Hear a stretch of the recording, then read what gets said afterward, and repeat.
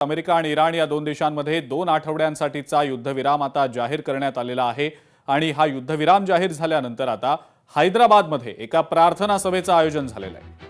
तंझीम-ए-जाफरी या संस्थेतर्फे ही प्रार्थना सभा आयोजित करण्यात आलेली आहे। इराणच्या जनतेसाठी या प्रार्थना सभेत विशेष प्रार्थना करण्यात आली।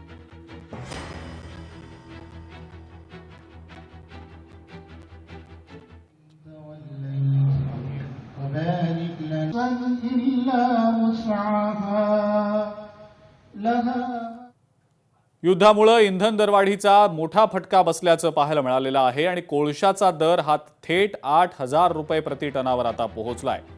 स्थानिक बाजारपेठेमध्ये कोळशाच्या किमती वाढलेल्या आहेत, कोळसा महागलाय आणि उद्योगांची गती काहीशी मंदावलेली आहे।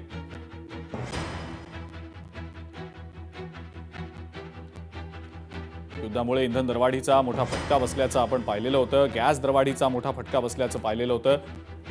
मात्र आता कोळशाच्या किमती देखील वाढलेल्या आहेत।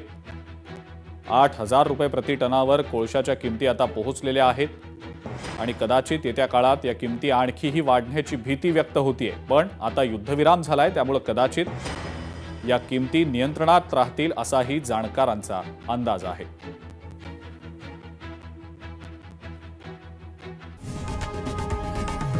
लोकशाही मराठी ऐका, पहा, जागरूक रहा।